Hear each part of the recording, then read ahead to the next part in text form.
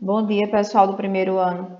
Vamos continuar falando sobre os poliedros. Na aula passada nós trabalhamos um pouquinho da planificação e hoje nós vamos trabalhar as propriedades dos poliedros e continuando com os fascículos da Secretaria de Educação. Então nós temos aqui a apresentação do professor e ele fala, que vai trabalhar sobre os poliedros e suas propriedades e aqui nós vamos para a definição. De início, nós vamos trabalhar um pouquinho a definição de poliedros. O que é um poliedro? Veja, poliedro é todo sólido geométrico que é formado unicamente por polígonos, que são figuras planas, como o quadrado, o retângulo, o triângulo. Então, a seguir, você pode ver alguns modelos matemáticos que são exemplos de poliedros e alguns objetos do cotidiano que são representações também de poliedros. Então, veja aqui na página seguinte do fascículo, ele mostra aqui algumas regiões que são poliedros. Nós temos aqui a caixinha de creme dental, nós temos uma pirâmide, temos uma caixinha de colônia, temos um prédio. Então, nós vemos aqui alguns exemplos de poliedro. Então, é importante destacarmos que os elementos de um poliedro, que são face, que é o polígono que forma a superfície do poliedro, a aresta, que é o lado de uma face. Vale ressaltar que a aresta é a intersecção entre duas faces. E, por fim, tem o terceiro e último elemento de um poliedro, que é o vértice. Ele é cada uma das extremidades de uma aresta. Observe cada um desses elementos agora nessas regiões aqui a seguir. Então, veja. Nós temos aqui o vértice, que é o ponto de encontro das arestas, são esses pontinhos aqui, vértice A, vértice B, vértice C, D, G e F, que dá para ver bem na figura. As arestas são as retas que unem dois vértices. Nós temos aqui o segmento de reta BC, o segmento de reta BA ou AB, todos são arestas. Todas essas segmentos de reta aqui que formam as faces de um poliedro, são chamadas de arestas. E faces são os polígonos, certo? Aqui nós temos uma região quadrangular formando as faces. Do mesmo jeito, nós temos esse segundo sólido aqui, faces, são as regiões poligonais. Nós temos os vértices, que são os pontinhos, como os meninos gostam de dizer no ensino fundamental, são as quinas. São os pontinhos que, unindo de 2 a 2, nós temos as arestas, que são os segmentos de reta. Em resumo, as faces são os polígonos, as arestas são as linhas, os contornos das faces e os vértices são os pontos, ao final de cada aresta. E agora nós vamos trabalhar, vamos ver a diferença entre um poliedro convexo e um poliedro côncavo. Os poliedros podem ser divididos em dois grupos ou classificações, que é o convexo e o côncavo. Um poliedro é classificado como convexo se, ao interceptá-lo com uma reta, ou seja, se a gente traçar uma reta, esse corta em apenas 2 pontos. Então, se cortar em apenas 2 pontos, nós dizemos que o poliedro ele é convexo. Olha só aqui, nesse primeiro exemplo abaixo, nós temos um poliedro convexo, porque foi cortada por uma reta e ela só passou apenas em 2 pontos desse poliedro. Já aqui nós temos, observar a figura a seguir, um exemplo dessa definição em um mesmo poliedro, visto que os dois ângulos são diferentes. Veja que a gente observa aqui de frente e observa a vista superior e vemos também aqui apenas os dois cortes nesse poliedro. Ele é classificado como convexo. Vamos observar esse outro poliedro aqui. Ele é considerado côncavo. Ele deve ter ao menos uma concavidade. Isto é, se ele for interceptado por uma reta e esta reta cortar em mais de 2 pontos diferentes ao mesmo tempo, então nós dizemos que ele é côncavo. Observa aqui o corte, olha só. Veja aqui, 1, 2, 3, 4. Nós temos 4 cortes diferentes. Então, esse poliedro é dito como côncavo. Temos também uma relação muito importante, que é a relação de Euler. Se escreve Euler, mas se lê Euler. Vamos falar um pouquinho sobre Euler. Leonardo Euler, ou Euler. Leonardo Paul Euler foi um matemático e físico suíço da língua alemã que passou a maior parte da sua vida na Rússia e na Alemanha.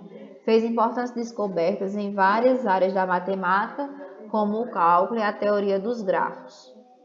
O nascimento dele foi no ano de 1707, na Suíça, e o falecimento no ano de 1783, na Rússia. Para compreender a relação de Euler, vamos observar os próximos dois poliedros convexos e suas respectivas planificações. Então, nós temos aqui um paralelepípedo e ele foi planificado aqui ao lado. Primeiro, a gente pode observar que ele é um poliedro convexo. E aí ele tem faces, arestas e vértices. E quantas eles possuem? Então, foi feita a planificação para facilitar. Primeiro, a gente contar a quantidade de faces. Então, veja, eu tenho 1, 2, 3, 4 faces retangulares e 2 faces quadradas. Ao todo, são 6 faces. Para obter o total de arestas e o total de vértices, nós vamos observar a figura à esquerda. A partir dela, pode-se concluir que o paralelepípedo possui 12 arestas. Então, veja que são 1, 2, 3, 4 nas laterais, mais 4 na base superior e mais 4 na base inferior, resultando no total de 12 arestas. E é importante observar que uma aresta ela faz parte de 2 faces, enquanto o total de vértices é igual a 8 vértices. No caso, são 4 vértices na face superior e 4 vértices na face na base inferior, totalizando 8 vértices. Agora, você vai fazer a mesma coisa para a pirâmide de base quadrangular. Vamos tentar observar o total de faces, arestas e vértices. Então, veja, a pirâmide quadrangular, ela é dita quadrangular porque ela tem uma base de 4 lados, formando um quadrilátero. Veja que a pirâmide ela é diferente lá em cima de um prisma, porque depois a gente vai ver essa classificação bem direitinho. O paralelepípedo é dito prisma porque ele tem 2 bases opostas e iguais e congruentes, enquanto a pirâmide ela tem apenas uma base. E todas as arestas elas convergem aqui para o mesmo ponto, as arestas da lateral. Então, temos aqui a pirâmide de base quadrangular e temos também a sua classificação, a sua planificação, no caso. E aí, você conseguiu? Pela figura acima conclui-se que as faces são 5 faces, veja que são 4 triângulos na lateral e nós temos uma base, um total de 5 faces. As arestas são 8, a gente pode ir contando e tendo cuidado também, porque a cada aresta dessa faz parte de 2 faces, a gente não pode contar separadamente. E os vértices, aqui nós temos um vértice superior e mais 4 na base inferior, totalizando 5 vértices. Será que você percebeu algo nisso? Acompanhe a tabela seguinte. Então, veja, nós temos uma tabelinha aqui, onde temos 2 exemplos de poliedro. Os poliedros que foram dados acima, que são paralelepípedo, pirâmide quadrangular. O número de faces foi colocado aqui do paralelepípedo, são 6, de aresta 12, de vértice 8. E a pirâmide quadrangular, ela tem 5 faces, 8 arestas e 5 vértices. Veja que, se eu somar o número de vértices ao número de faces, aqui ó, o número de vértices mais o número de faces, 8 mais 6, nós temos 14. E se eu somar o total de arestas a 2, eu também tenho 14. E essa regularidade acontece em todos os poliedros. Veja na pirâmide de base quadrangular. Se eu somar o número de vértices ao número de faces, 5 mais 5 dá 10. E se eu somar a quantidade de arestas a 2, eu tenho também 10. Então, daí vem a relação de Euler, que é válida para qualquer polígono convexo, certo? O polígono côncavo não entra nessa regrinha. O que vai entrar é o polígono convexo, que são os polígonos que a gente mais trabalha. Então, nós temos aqui, ó, vértices mais faces é igual a aresta mais 12. Então, essa relaçãozinha aqui é bom que todos saibam, que a quantidade de vértices mais a quantidade de faces é igual à quantidade de arestas mais 12. E aí nós vamos trabalhar um pouquinho os poliedros de Platão. Veja aqui o filósofo Platão, Ele foi filósofo e matemático do período clássico da Grécia Antiga, autor de diversos diálogos filosóficos e fundador da Academia em Atenas, a primeira instituição de educação superior do mundo ocidental. O nascimento dele foi em Atenas e o falecimento também em Atenas.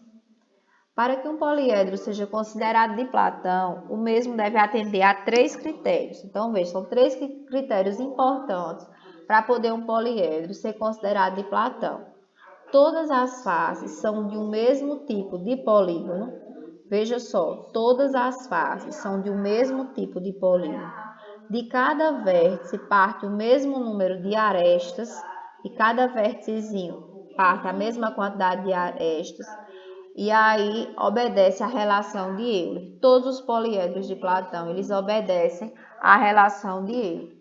E os únicos poliedros que atendem aos critérios anteriores são o tódico, que é o tetraedro, o hexaedro, o octaedro, o dodecaedro e o cosaedro. Então, esses 5 aqui são os 5 poliedros considerados de Platão, porque eles obedecem aos 3 critérios. Todas as faces são de um mesmo tipo, de cada vértice partem no mesmo número de arestas e obedece também à relação de Euler. Aqui nós temos esses 5 poliedros. Aqui o tetraedro, o hexaedro, o octaedro, o dodecaedro e o cosaedro.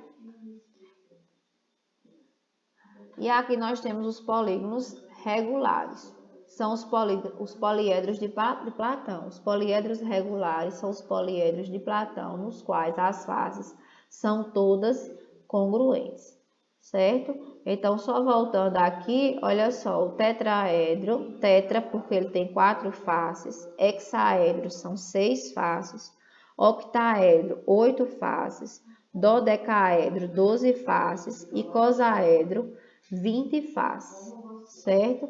E aí vou deixar a atividade aqui para vocês, também do fascículo, onde nessa primeira questão, vocês vão observar essas planificações desses 3 solos e vão dizer quais as planificações são poliedros, certo? Vocês vão me dizer quais dessas aqui são poliedros. Na questão 2, nós vamos preencher essa tabelinha com o número de faces, número de arestas e o número de vértices de cada poliedro, tá certo? Então, vocês vão ficar tentando fazer essa atividade. Na próxima aula, eu vou mandar a correção da atividade, tá certo? Pois um cheiro e fiquem com Deus.